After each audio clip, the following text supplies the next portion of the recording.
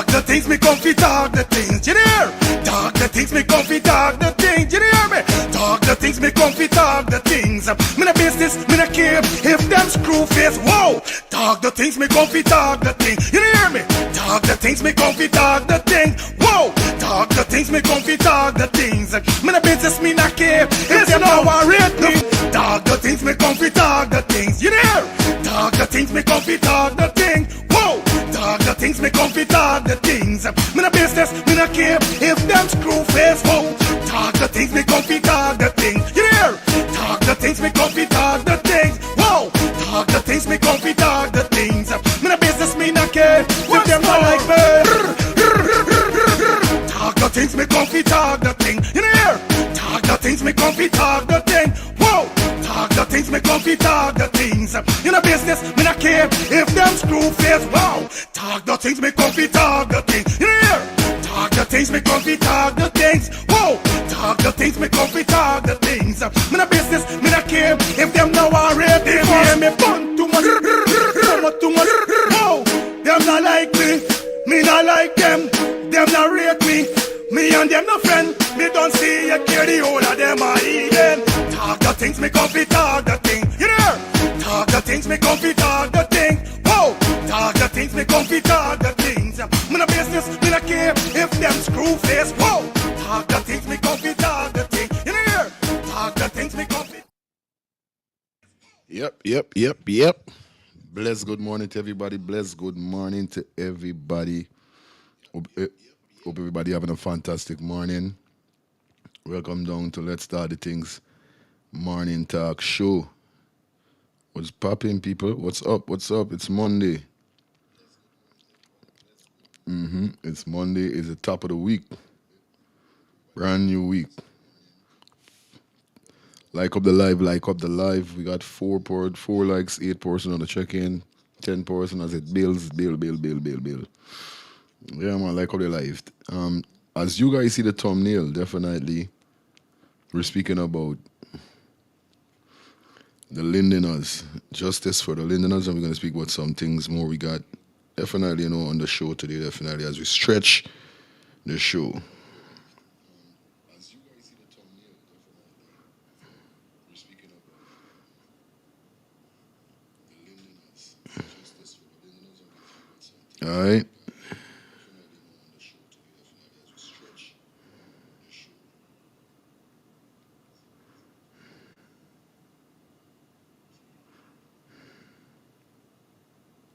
That's the minute trying to just broadcast.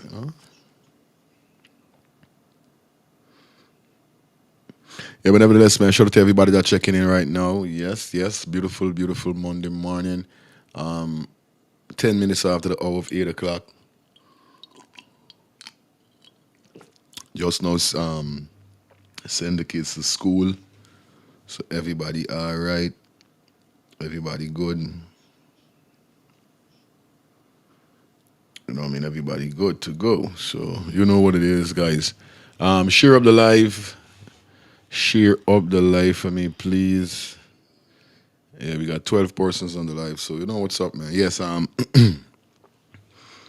we're gonna be speaking about the Lindeners, definitely. We got some investigators from the last time. You guys could remember the last upload that I did, whereby we explained to you that they got some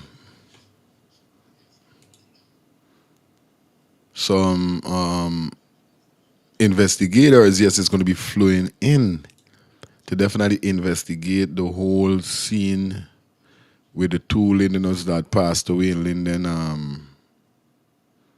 The 22-year-old and the 21-year-old and the, I think, is the 30-year-old. That's a minute. As everybody rolling right now, you don't know. Rolling, rolling all. We got the mayor of Linden also speaking about this. Yes, we got RSS and OPR investigator visit scenes of Linden police killing as new details emerge, guys. So definitely the investigation is on the way. Is happening as we speak. So it's a good look at the same time, guys. You know, I'm definitely happy for this. Shout out to everybody that's checking in as the live bills. You guys know what's up, alright?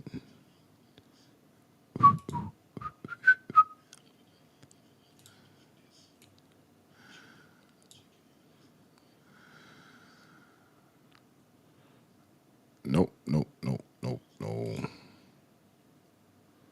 Let's listen to the news bulletin, what they're saying as we proceed with the program, guys. Hope you guys having a fantastic Monday. Like I said, welcome down to Let's Start the Things Morning Talk Show. It's your host, Fire Feelings in the building. So you know what it is, all right? So let's hear what the news have to say. Let's get this, guys. A team of investigators from the regional security system arrived in Guyana this afternoon to lead the probe into the police killing of 21-year-old Ronaldo Peters and 32-year-old Keon Fajane. Both men were shot dead in Linden earlier this week.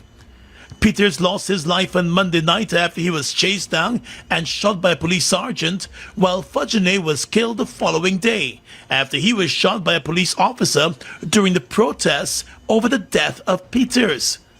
A post-mortem examination conducted on the two men today found that they both died from single gunshot wounds. 21-year-old Ronaldo Peters was shot to the abdomen, while Fajane was shot to the head. The post-mortem examinations were conducted this morning after their relatives identified the bodies. The relatives were also asked to provide statements about identifying the bodies to the Police Office of Professional Responsibility. The OPR has been conducting the investigations so far. 3 investigators have arrived from the regional security system, and they are expected to be on the ground this weekend interviewing eyewitnesses, visiting the scenes and going through the various pieces of evidence gathered so far. The police killings have rattled the Linden community, which faced similar police killings back in 2012. After a full day of protest, the Linden community has now returned to a state of normalcy as the families of the 2 dead men begin preparations for their last rites. Still, the shock over the deaths continue to anger Linden residents. The 2 policemen involved in the 2 shooting deaths remain under close arrest.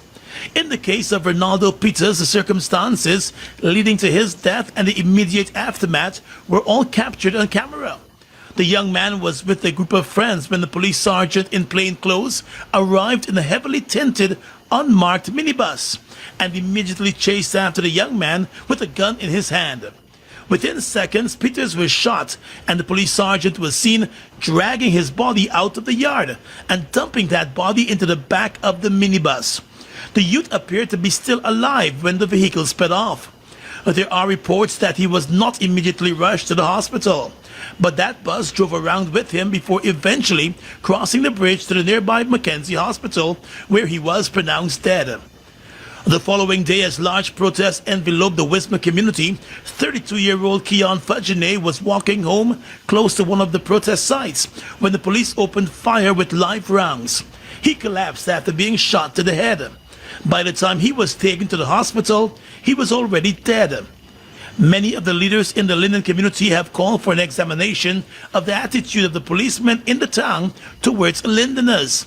The mayor of the town, Sharma Solomon, has pointed out that both officers involved in the shooting had previous complaints against them in Linden and were transferred out of the town, only to be returned to the area. Eyewitnesses, however, who were present on the scene disputed that, and disputed that because what they saw, in essence, is what they saw was a crime committed by someone who failed to identify themselves, someone who came in an unmarked vehicle, someone who came with guns drawn, and someone who saw an unarmed youth running from the scene and instantly fired a shot. So that in itself contradicted the police report that was given to the public, and in essence outraged most of the young men who witnessed that incident as it unfolded. Family members of the dead men are pushing for justice, and the community is close at their side. Well, definitely, guys, as you heard the news source bulletin. Definitely, once again, want to say good morning to all those persons. Definitely checking in, no matter where you're checking us in from. You know what I mean? My name is Fire Feelings. You know, I'm the host. Monday to Friday, 8 to 9, like I said, to how the congestion is. Yeah, we go to 10 o'clock. But nevertheless, like I say, and if you guys keep donating, it would be wonderful. Also, like I said, you guys could donate by purchasing a super sticker, a super chat, or you guys could be a member of Let's Start the Things YouTube channel for only $2 a month. All right, guys? Yeah. Also, my Cash App is on the screen, guys. You could donate anything to the Cash App also. Okay?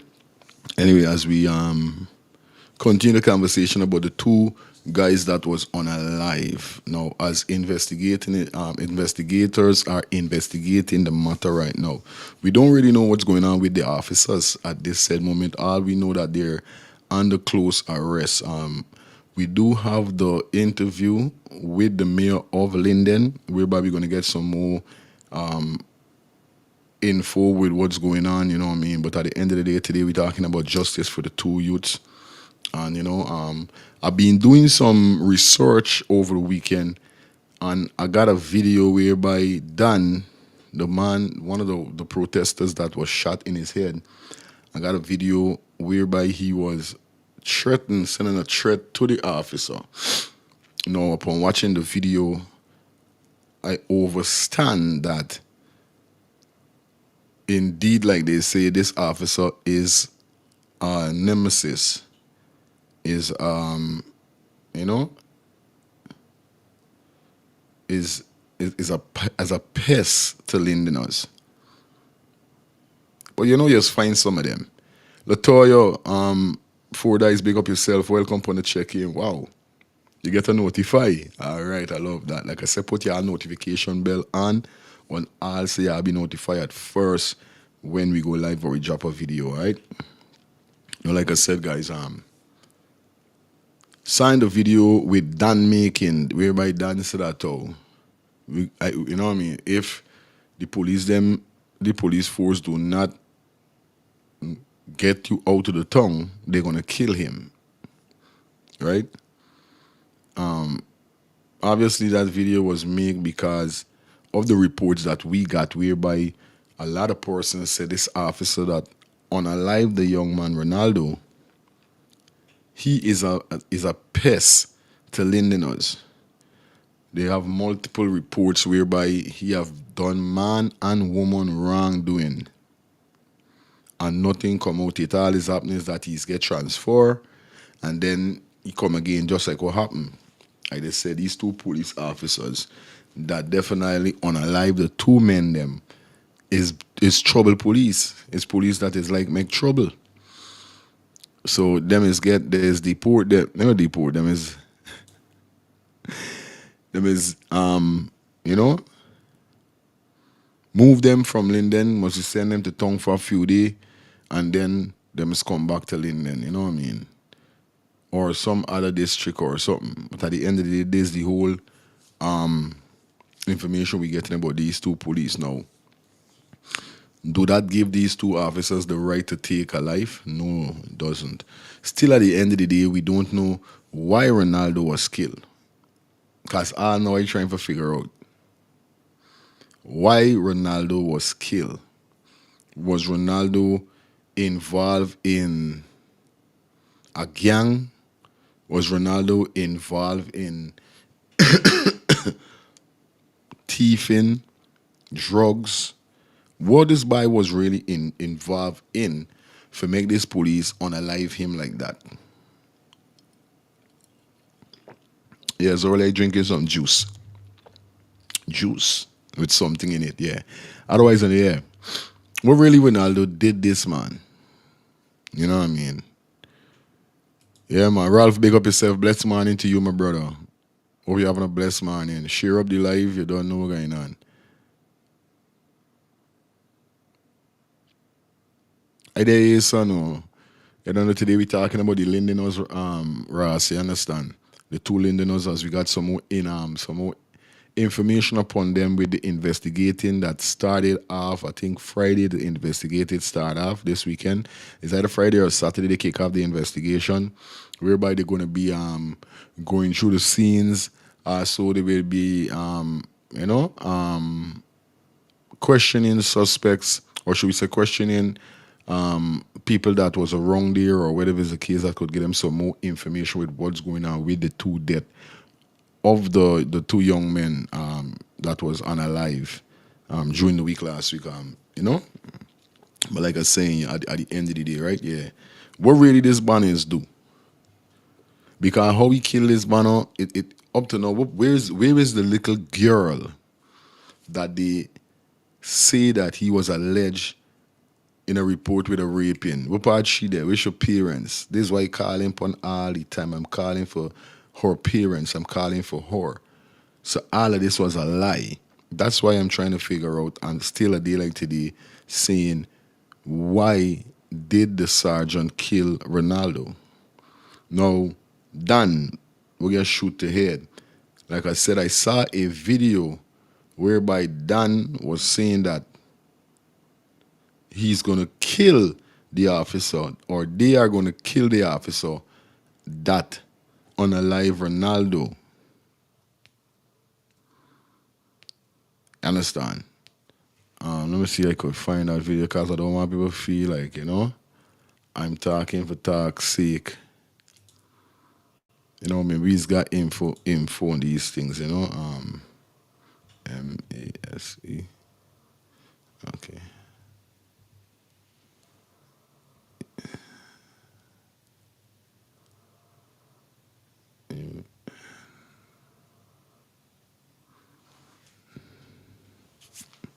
Hold on there, people, hold on. As the live build up, big up everybody that's checking in. Please like up the live. Like up the live, like up the live. Okay. Okay.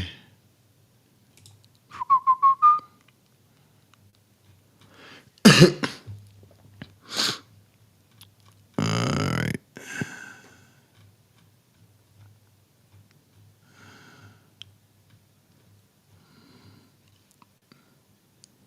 Alright, this is.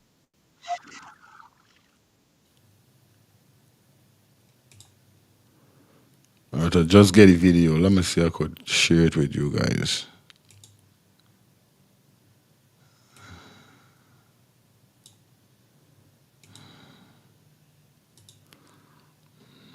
Okay. Now this is done. You understand? This is done right here. Okay, Latoya said, for me, I think that officer had a personal issue with the young man. That's what I'm saying too. This is all it come down to. Now this is Dan that we're seeing on the screen, and this is what Dan said. Fucking me just see police can there. You went there and I'm telling you from my heart. Be on find your win kill you know. Make sure guy in the fucking police for send you away far. Anyway people see you on there, bro. You kill a little innocent fucking man for nothing. Fucking me just see. You understand? As you guys heard. Okay, Ross said, watching from Agricola and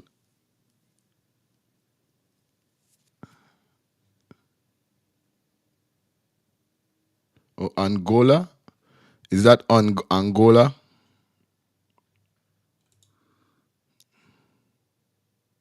Okay, Latoya said, and for them, he was shot because of what he said. Right, that is what I'm saying. Exactly what I am saying. You understand? Exactly what I am saying, Latoya. After he made this video here whereby he was threatening the officer that killed the young man, Remember here we say no, you kill a youth man for no reason. For no reason you kill this man. And it all come down to no reason because all know we don't know why he killed this youth man.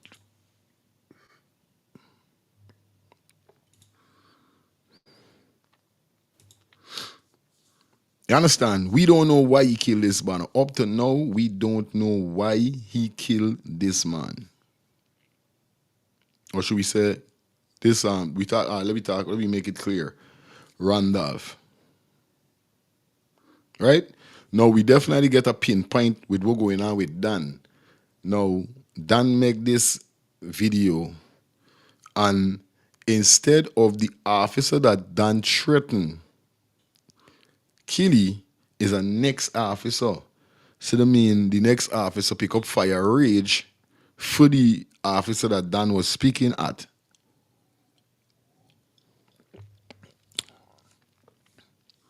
You know what I mean? Just a dry pick up your gun, bodo it ahead. Now tell me if there's fear.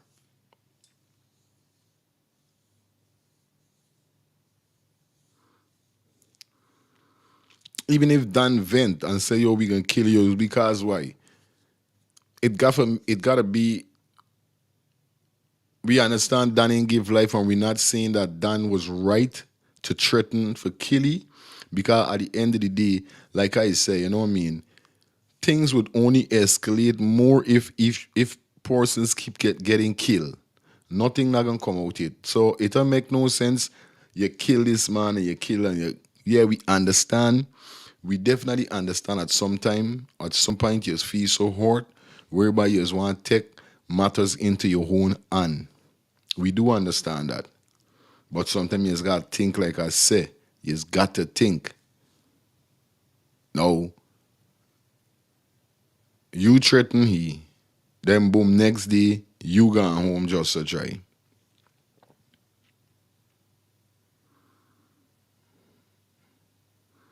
So far as this video surface, that this officer could have pinpoint is you. So you didn't have no mask, you didn't have nothing. Because your brother see he just come from town. So he wasn't in Linden all the time. It's still when the boy get killed and the protest started, he decided to came up as a Lindener to protest with the Linden protesters. And then that happened. It's crazy. But let's jump into the video with the mayor. You know what I mean? Let's get the video with the mayor and let's hear what he had to say as we go down the road with the show. You know what I mean? Shout out to everybody that definitely checking in on the ones and threes. All the new subscribers, big up. Keys. Shout out to Keys. Hi, bro. Good morning. Watching you from... Okay.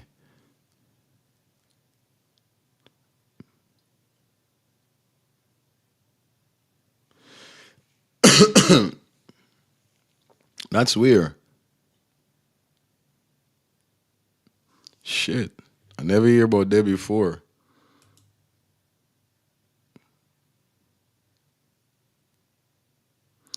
Manuos, Brazil? Is Brazil or Brazil you trying to say?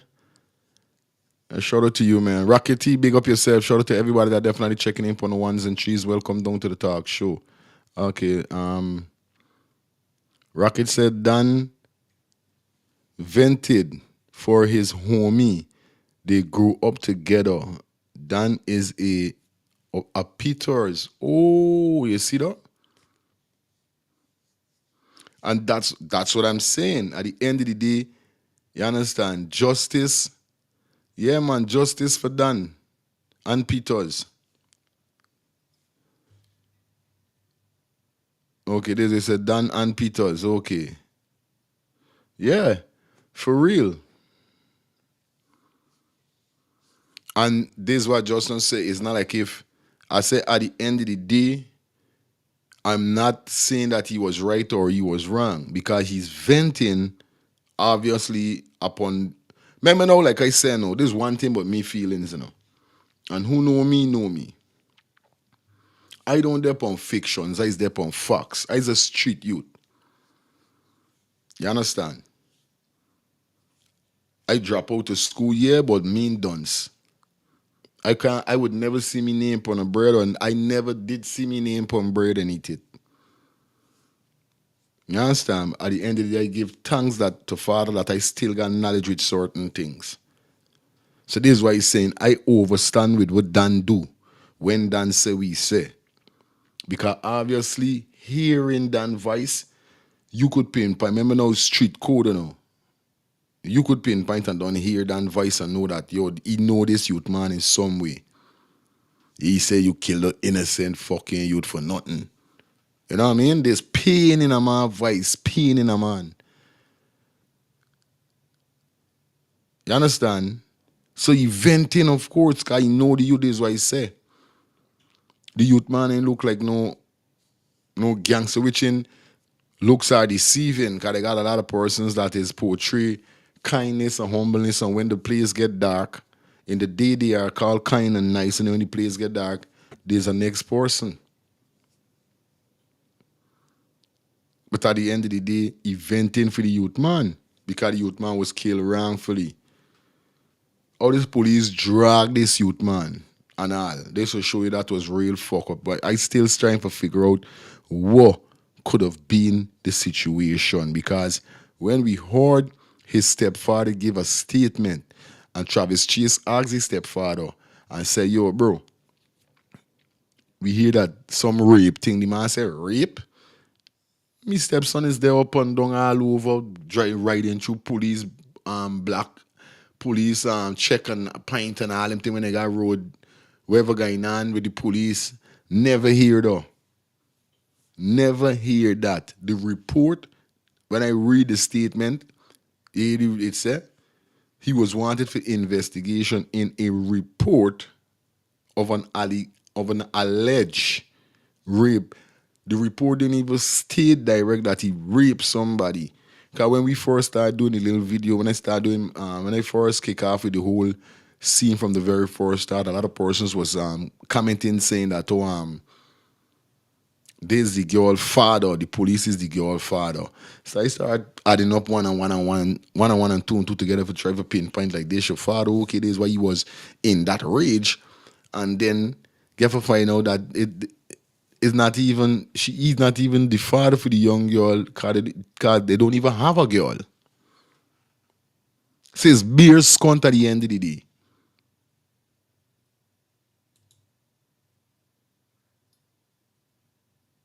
Ricky, big up yourself, you know.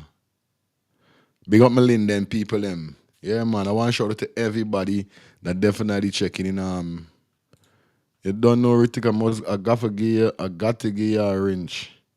I hope I see you back over here again. You know what I mean? I don't know, this is Brazil. Keys is Brazil. I don't know. Hold a wrench. So Ralph, hold a wrench. I'll be seeing you guys. So, like I said, every time I see you guys a second time on the show, definitely you're going to be getting yourself a wrench. You know what I mean? Yeah, man. Big up everybody that definitely checking. Let's get the interview.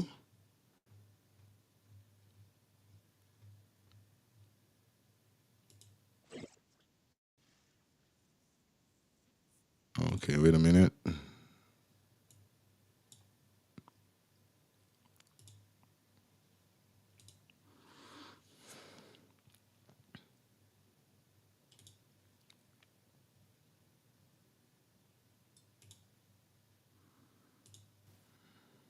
All right, good. Because I know it's Brazil. Okay. That's how you guys type it sometimes. Brazil. It's okay. I know it was that. I just wanted to make sure that I am correct with what I'm saying. You know what I mean? Because like I say, you know what I mean? I just want to make sure that I'm correct with what I'm saying. So I want to say thanks to you. I just gave you a wrench. As you could see, your name is in blue now. Okay, Keys. Okay, I hope I'm pronouncing your name right also. Thanks for checking in. Thanks for subscribing to the channel, and I hope you do not unsubscribe. You know, stay connected with the channel. This is where you get the latest in what's going on in Guyana and in the diaspora. So we're going to jump into the interview with the mayor of Linden, whereby he speak up on the whole situation, guys. Let's hear what really he has to say, okay?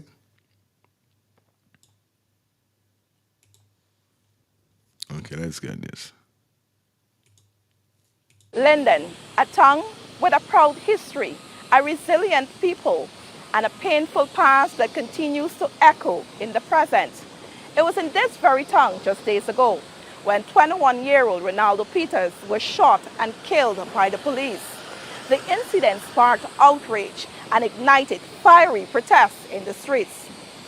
Amid the protests, another young man, Keon Fodjene, was also killed. 2 young lives lost, a community now in mourning, and questions, many questions demanding answer. But this is not the first time Linden has been cast into the national spotlight under tragic circumstances. The mining town still bears the scars of the 2012 unrest when 3 unarmed protesters were shot and killed by police during a demonstration over electricity tariffs. More than a decade later, the names have changed, but the pain feels familiar.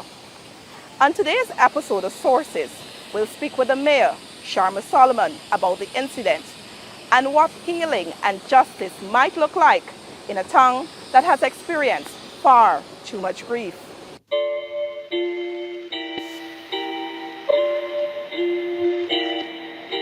Hello, good evening, and welcome to another edition of Sources. I'm your host, Svetlana Marshall. Today, we'll be speaking about Linden and the events that unfolded in recent times. With me, I have the mayor, Mr. Sharma Solomon. Mr. Solomon, thank you so much for coming. Thank you for having me, Svetlana, and it's good to be on your program. Mr. Solomon, last Monday, a tragic incident occurred. Mr. Ronaldo Peters was killed. What is your understanding of the incident? Let me just say first, my sincere condolences to the family of Ronaldo and Mr. Fodjene. I know we'll speak about him shortly, but to say to both families, our thoughts and prayers are with them. And for them to know that the entire community of Linden at this time, our thoughts and prayers are with the family as a community. In the past, we've had these experiences and we know how to come together to give that sort of solidarity and support. And we are very, very sad at this moment as to what occurred, but nevertheless prepared and resilient to move forward.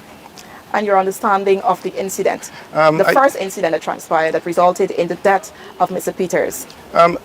Over the period of the incident, the community of Linden, and more so the area that Mr. Peters is from, it was reported by the police, and I think that is where we'll start from, because a lot of what the public was made aware of is through the police reports that a young man was wanted, and subsequently police who identified themselves in an identified marked vehicle and police who identified themselves in uniform proceeded to a site where they were informed someone was wanted, and subsequent to that they conducted an execution where someone was shot.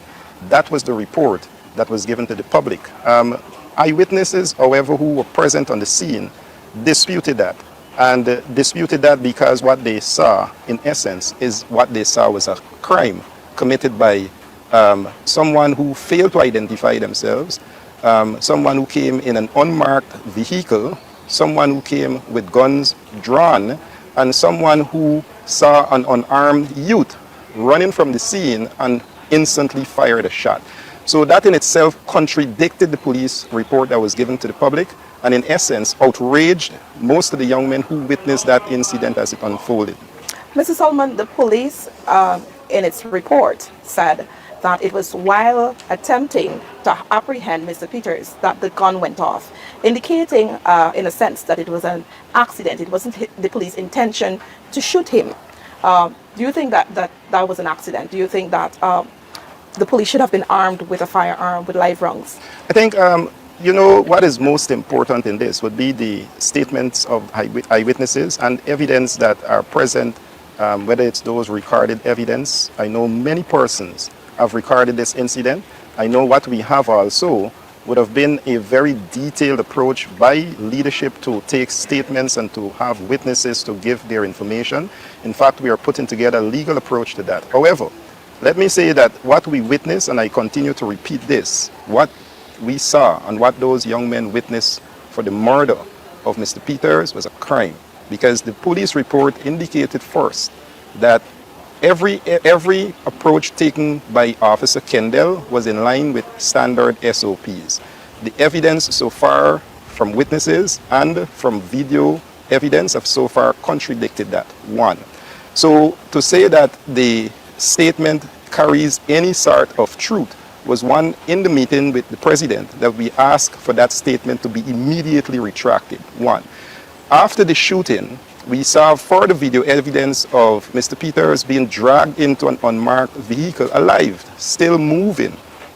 Now, to the extent that Mr. Peters was such a wanted criminal and he was unarmed, it meant no need for the police to take that sort of action even after the fact, which in itself went against their SOPs in many regards. So we are quite clear, not only as witnesses who saw the event, but even those evidence that are out there in terms of video information that contradicts the police statement. Now, the police in its statement also said that they were going to launch an investigation, and we're going to get to the investigation because the president also spoke about an independent investigation being done. But aside from that, the incident led to outrage, caused a lot of outrage, and persons protested. Although the police said that they were going to investigate it, right? Investigate the incident. Do you think that there was a need, or help us understand why residents felt the need to protest, notwithstanding a commitment from the police, from the Ministry of Home Affairs, that, hey, this incident occurred, but there will be an investigation done as to, what happened, and that those responsible will be held accountable? I think there are several factors that must be considered, and we can take some historical perspective of police treatment in this community of Linden and the sort of police trust that residents do have in terms of law enforcement and their ability to conduct impartial, in fact, investigations. I think not only from the 18th of July, but we can go very far back. Even this community is noted for excessive use of force by the state, more so the coercive arm of the state. And I think for those reasons, historically, people have a sort of... Ricky, big up yourself, Ricky. Don't say 40, man. Everything mooch, everything all right, my brother. Thanks for subscribing to the channel, you know what I mean?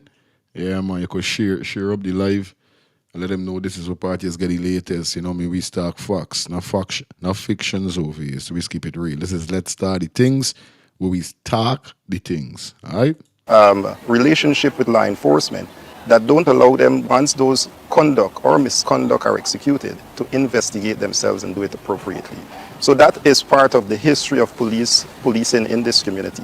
But more than that, I think having the first statement released by the police completely misrepresenting the incident, and with so many hours lapse, and no senior official in terms of the Ministry of Home Affairs, first to engage the family of the murdered young man, and second, to even engage the leadership to have an understanding of where the disagreement of that statement and the witnesses in terms of what they saw.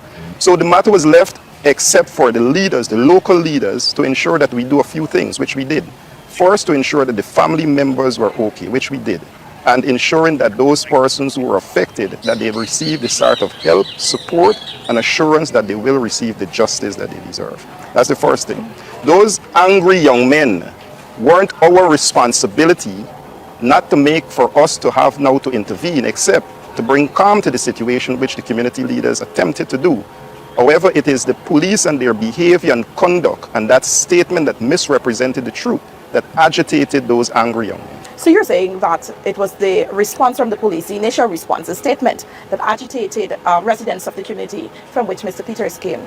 But some have said that it was local politicians, opposition politicians, who in a sense instigated these residents, instigated whatever transpired, and ought to be held responsible for fueling the protests. And there was also concern about, damage to public infrastructure. What's your take on that? No, I think those are very legitimate concerns. And again, in this era of social media, the presence of local leaders, the action and conduct of local leaders are quite well recorded and captured. I know initially at the incident we had both the deputy mayor and the vice chairman of the region and of the town of Linden, and they were both on their live, and we can listen clearly as the crowd continued to erupt. It was the deputy mayor who asked for a dispersal of the crowd, and everyone went home after that incident. So there is nowhere we can say that efforts and attempts were not made by local leaders, which are very evident, and which right after the fact of those dispersal, no one was there after the leaving of those two officials after the incident. So anything happened after that, again, resulted from the police statement, which again we asked the president to retract, and I have not seen that retraction because the evidence have now contradicted clearly that Mr. Peters was unarmed, that the officer who shot him failed to identify himself and he was not with uniform, and they arrived on the scene in an unmarked vehicle. And in essence, you're now hearing accidental shooting. Those are the things that inflame persons who actually witnessed that shooting. Just for clarity, you're saying that it was after the regional vice chairman left and the deputy mayor left the scene that the protests continue in a sense? Well, those are things the police will have to investigate. But what I can assure you is that after the dispersal of persons who assembled at the Wisma police station, that was the assembly point. After that dispersal, everyone went home. Okay. What happened after then, the police will have to investigate. And what were you told with regards to Mr. Fudgeney? Now, I was told that he was not even engaged in the protests, but he too was caught in the fire, the crossfire, yes, and was killed. You know, again, so we had a most unfortunate rules of engagement in terms of the SOPs of the Guyana Police Force. And I spoke earlier about the historical understanding of this community and policing and how we see the rules of engagement. It is most times shoot to kill. It is most time arrive on the site with live rounds. It is most times persons are arriving without a proper or clear understanding of how to engage in terms of public disorder and public protest. And those were very evident the following day, the Tuesday, where we saw Mr. Fudgeney being killed. First, after such an incident with Mr. Peters, one would have expected a better crowd control mechanism. Those things were further escalated repeatedly by the police action, the police report, the police which was false, the police behavior in terms of their engagement with the crowd. And at every time, you cannot throw local leaders in to then deal with those bad behavior and those SOPs that are breached by the police to say they must now control what the police are must be responsible for. So here comes Mr. Fudgeney. How do you then bring live rounds onto a protest site when you have the option of tear gas, when you have the option of ensuring that you use pellet, rubber bullets? And again, we know these from the COIs of the 18th of July of what those SOPs should be in terms of people and their engagement. The police and their response were ill-prepared to deal with what they would have caused to begin with. And in that behavior, Mr. Fudgeney was shot.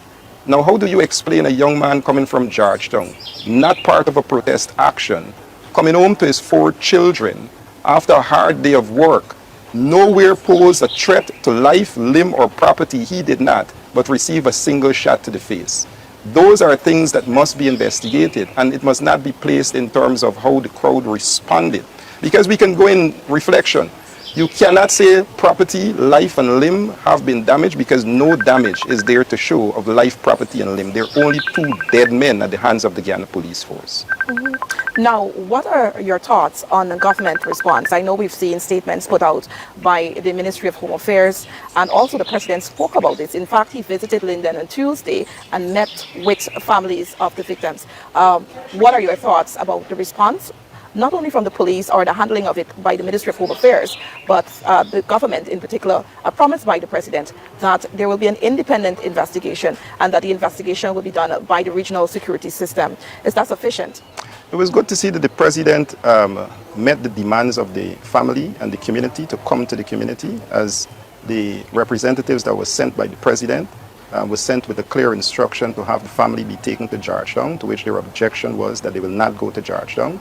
We had one family who was prepared to do so, and in consideration, in fact reconsideration, both families demanded that the President be present in Linden, which he did come to Linden. So I'm glad that he listened to those requests and demands. So you're saying there was a request from government for the families to travel to Georgetown? We had 2 senior officers in Deputy Commissioner McBean, and I think it's senior officer in the Guyana Defense Force, Mr. Howell, who said that they were sent by the president. I was in that meeting at Haimara Park, and with the families, we were discussing, it's on my Facebook Live, what it is that the president and the government is prepared to do in terms of providing the justice that the family needed.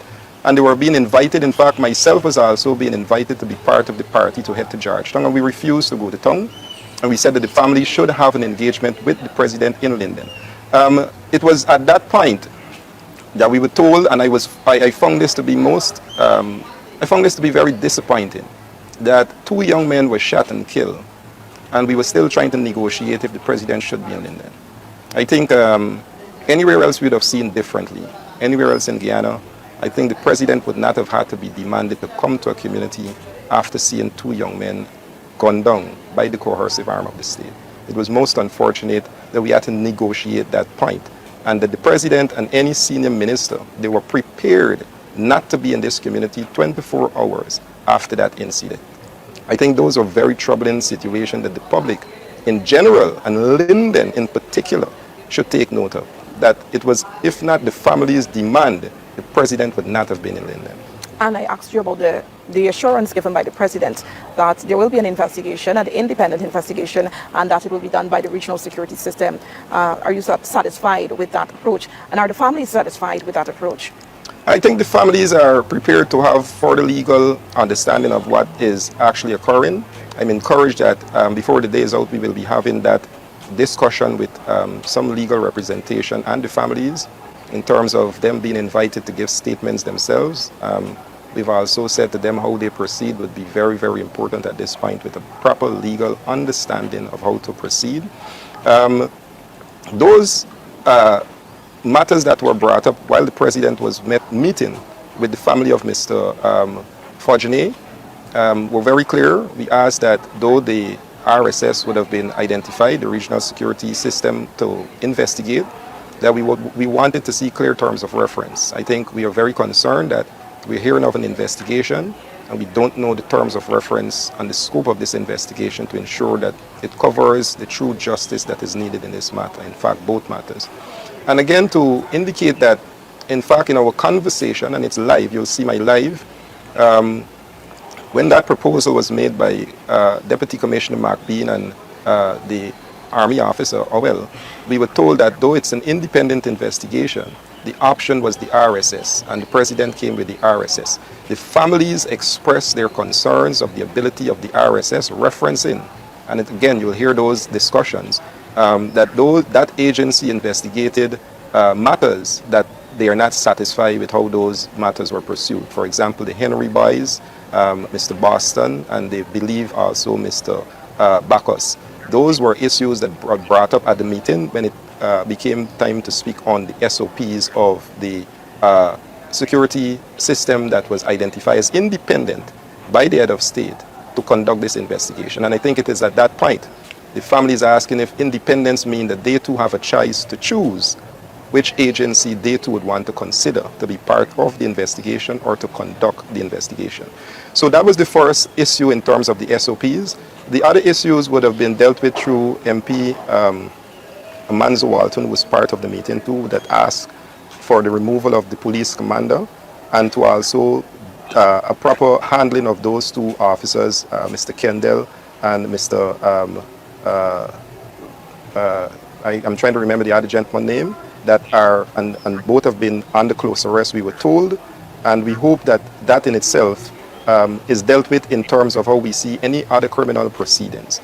The other thing that we also asked about would have been social care and support for the family, including the children of those 2 young men that were killed, including Mr. Fodjene, who was with 4 children, 3 boys and a girl, and also was the sole provider for even the extended families. We've asked also for social care for Mr. Peters, who is with a 1-year-old, 3-month baby girl, and is with a young wife that certainly is in need of this sort of support and care. So those things were assured, but on the community side, the community remains concerned about the general interaction with the Guyana Police Force, and even the government intention when it comes to ensuring that use of force is there to deal with any protest action or any issue that they find of disagreement. It happens nowhere else in Guyana. Nowhere else in Guyana you see the Guyana Police Force turning up with live ammunition and people that are part of any protest action are dead, except in Linden.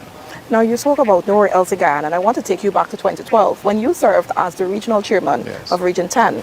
Now, in 2012, in July 2012, there was what we call the unrest over electricity tariffs. There was a proposal to increase the tariffs by a system of gradualism and selectivity by the then government. The people resisted that proposal. And now it ended. And in fact, it spanned for several days. But during the course, or in fact, on the 18th of July, 3 unarmed protesters were killed. Today, in 2025, we see a young man, Mr. Peters, and then another young man, Mr. Fajani, being shot and killed by the police again. Do you think these are fatal incidences as a result of deeper systemic issues that are not being addressed? And I know that following the 2012 unrest, there was a commission of inquiry that was done and recommendations were put forward. Certainly. Do you think that the police would have, not the police, but the state would have acted on those recommendations? I think, you know, the important thing about the 18th of July, and one of the things that we found very important, was that we had a commission of inquiry, that you had no such commission of inquiry in almost 30 to 40 years of those sort of killings by the state agency, more so the coercive arm of the state.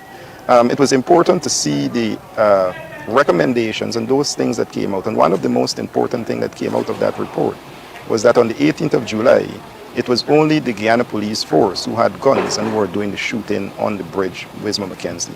That was very clear. And in fact, in that, it ordered the payment of compensation. And it went deeper to recommend a few things in terms of police rules of engagement and how they use those SOPs.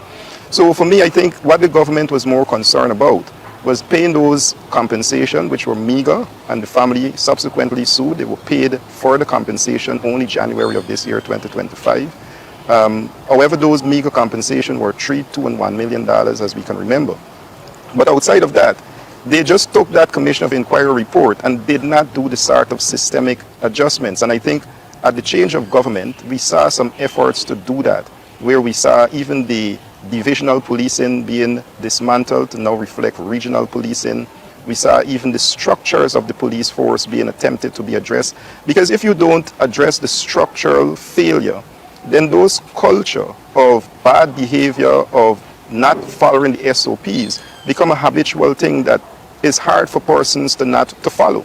So those things were not looked at because the structure, and we see even at a wider context today, of the sort of dilemma the police force finds itself in, to be a rules and regulation agency, but being accused with so many things against the structure of the force, which brings about culture of people's delinquency, a culture of persons believing that the Guyana Police Force is one where they don't have confidence in what the police is going to do. And those things are reflected in community policing, as we see within Linden, and when those COIs and recommendations are not implemented. So yes, it's a very systemic thing, and we told the president this, because when the request was made by MP Desir for the removal of the police commander, it was further suggested by her that there seems to be a wider systemic issue within the Guyana Police Force. I think before that was said, the country is quite aware of that, and it is because of not only the 18th of July recommendations that are not being implemented,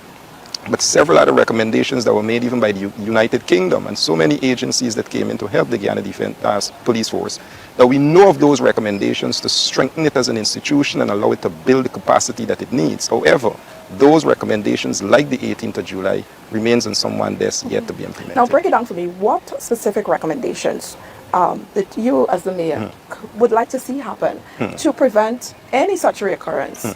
We shouldn't be another 5-10 years from now having this same conversation when we've had it in 2012.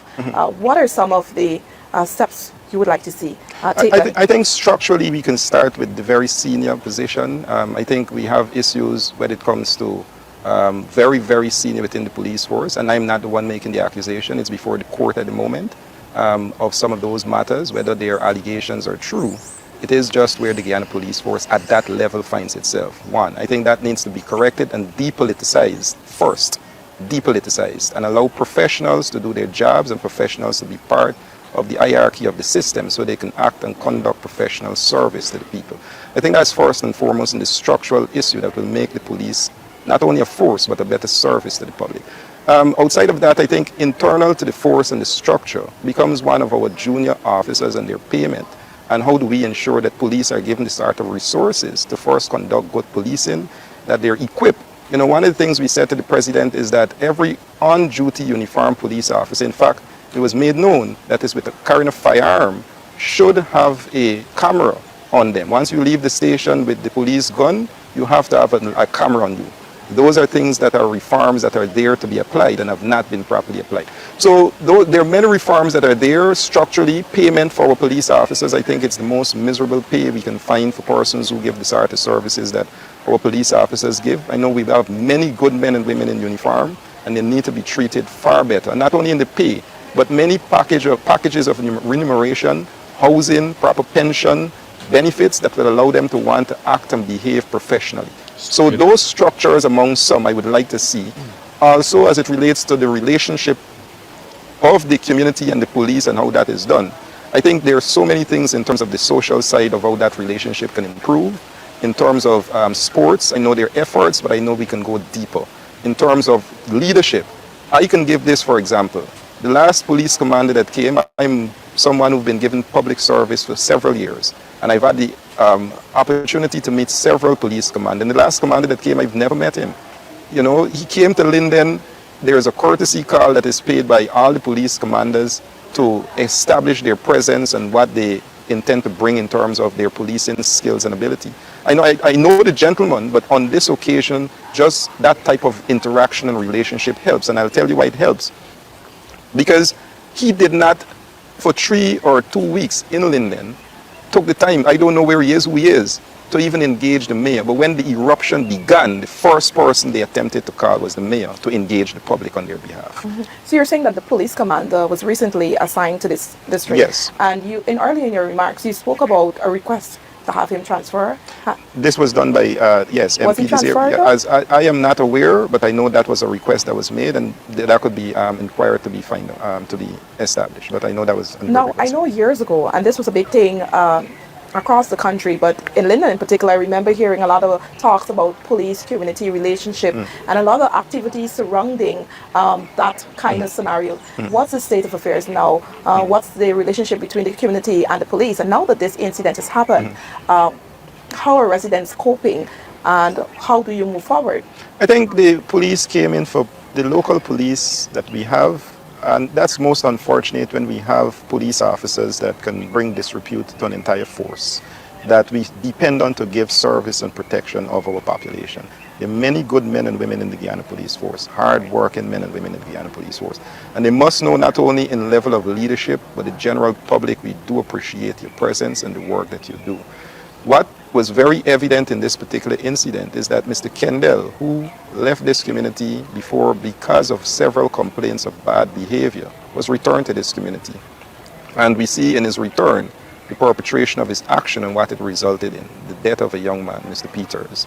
Now, that sort of relationship is one where even the recent police commander, Mr. Nurse, was one where we established weekly meetings between the police high command and the regional official. I know we have a regional security committee that is under the chairmanship of the regional chairman, and we do meet monthly to have our updates. So at the level of leadership, there is the intent, there is the willingness, and there are the mechanisms to stay engaged and to stay relatable to the police.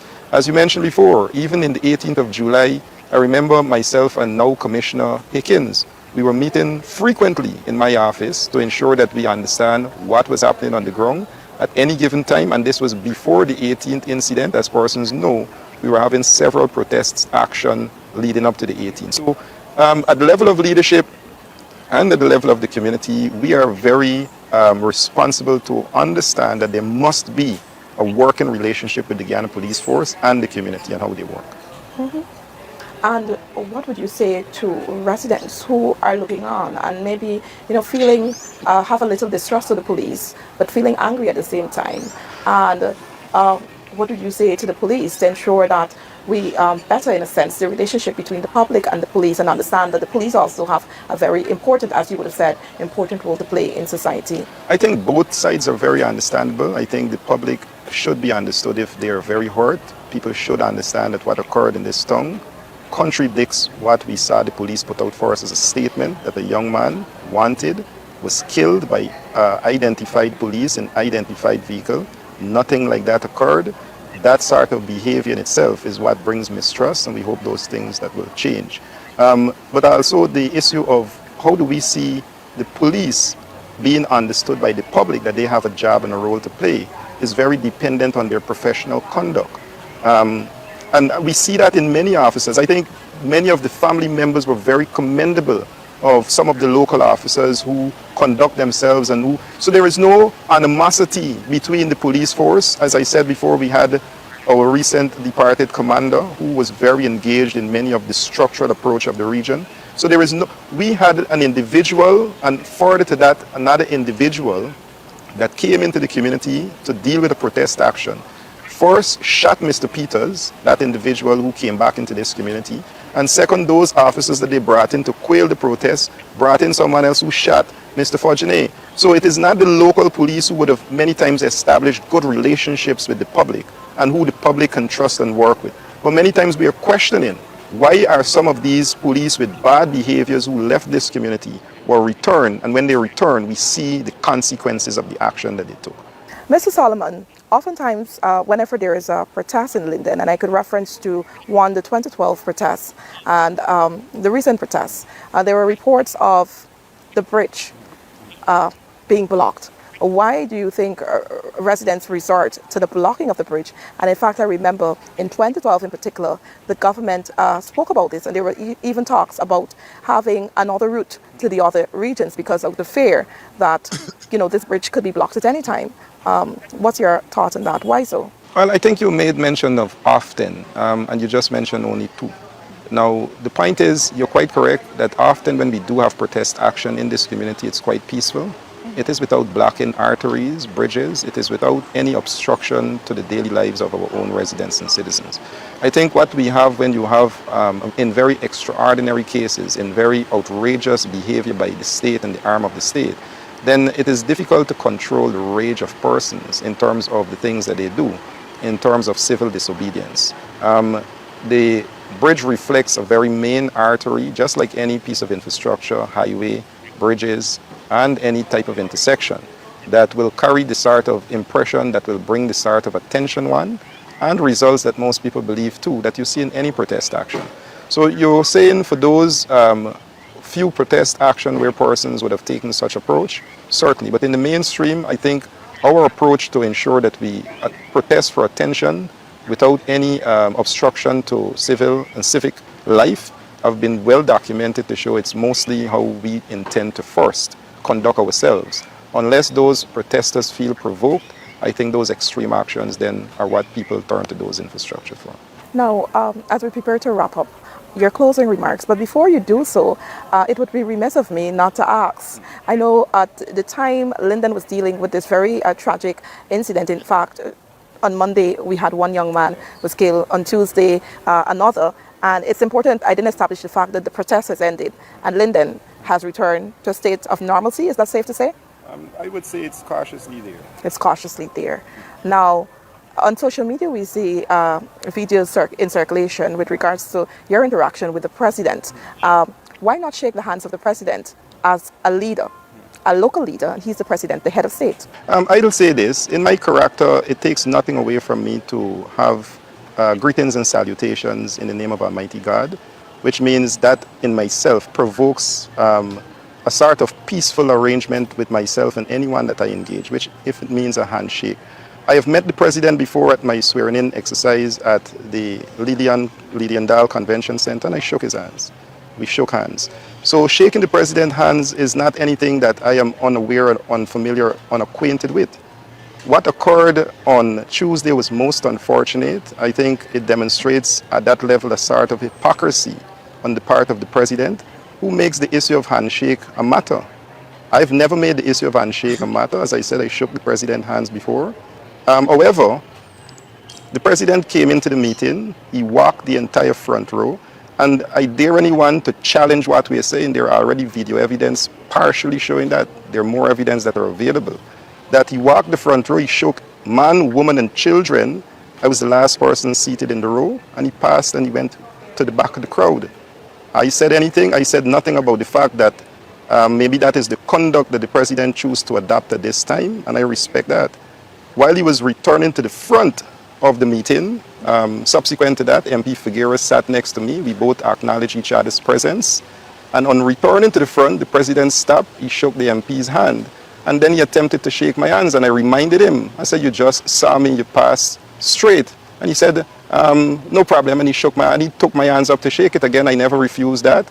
But just again to show the sort of hypocrisy of the president himself to make the handshake an issue, which there was none. Because I never refused to begin with, and I would never refuse to shake the hands of anyone who is sincere in understanding that what a handshake means. It means the demonstration of peace between each other.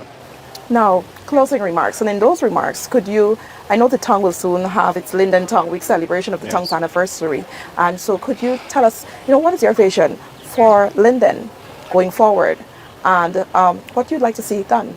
55 years, 1970. Linden, the heart of Guyana, coming off of the bauxite generation, a very industrial and industrious tongue, would have demonstrated not only why we are the heart of Guyana geographically positioned to embrace 6 other regions, but because of the sort of resources that allow for Guyana to, before our bauxite generation, have prospered from.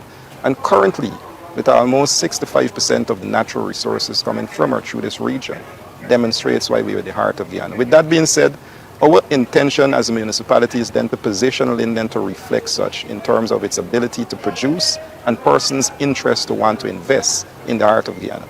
In this year Tongue Week, we are not only going to promote the issue of the entertainment and arts in a very large way, but we are very grateful for companies like OneCom, who have now come on board, and we are now working to have the first international investment forum. I'm glad that they're working with the local Chamber of Commerce so that we can demonstrate exactly why we are the heart of Guyana in terms of our ability to not only sustain this community in Guyana in terms of resources, but how we can show the world that Linden is a hub for international trade and development. So those are things we want to use Linden Tongue Week as a vehicle to promote those sort of agenda. In terms of the vision of where that vehicle takes us, in this island gas economy and this rapid advancement of where Guyana is moving, it is to profile Linden as part of that and position Linden into the national agenda and how we see the general development. So, for example, the resources that we have already been exploiting and developing, to see many of those remain in the region for further development. For example, I was in Aichuni a few days ago, and most of the logs and timber coming out, people want to see furniture manufacturing company in Aichuni. We have bauxite mining in both in Aichuni, Kokwani, and in Linden, and some of the richest Kiloen pits are in Aichuni. People want to see ceramics, people want to see different byproducts that could remain from this community that are part of the national development and further development. So those are things that our history have shown that we have the ability to do. Linden before have demonstrated a hub for international trade, but at the same time, our ability to produce good artisans to ensure we have good labor, so we have good labor market. Lindeners have been taming the jungles of this country for the longest while, whether it's Reunion Gold, Oh My Gold, Araima, Lindeners are always out there. So we do have skills, we have the ability for manufacturing with some of the most cheapest and reliable electricity in Guyana. We do have the ability for construction. We see a lot of the construction material for the building of roads and buildings in terms of sand, laterite, and stone being moved from the community. So there are many things in that investment forum that we hope to highlight come this Linden Tongue Week as part of where we want to see the Tongue Week itself start to take a new dimension outside of just the wetting and fetting to have these sort of investment forums. Okay. Mr. Solomon, thank you so much for sharing. No problem. And as we prepare to wrap up this edition of Sources, I would just like to say also condolences to the family of Mr. Peters and Mr. Fajane. And we'll stay watching closely the outcome of that investigation that will be done by the regional security system. With that, I've been your host, Svetlana Marshall. Yeah, man, definitely, But as you guys just heard what the mayor just now said, definitely, and from us, we want to say condolence to the family members also, guys. That's it. We're going to pull the curtains down. We'll definitely reach our 1 hour mark, and the traffic is not so congested, so you don't know what's up. Shout out to everybody, like I say, guys. You guys could donate to the channel, whether it's a super sticker, super chat. You could be a member of the channel for only $2 a month, or you guys could cash app me any little thing you want to donate. All right. Once again, for your feelings, it was a pleasure being a member every Monday to Friday, right? 8 to 9. If the traffic is congested, we go 8 to 10. Right? But you don't know what's up, man. It was a love being here with you guys. See you. Stay blessed. Stay prayed up. Stay humble. Stay calm on God. Until tomorrow, same time, same place, right here. We out. See you.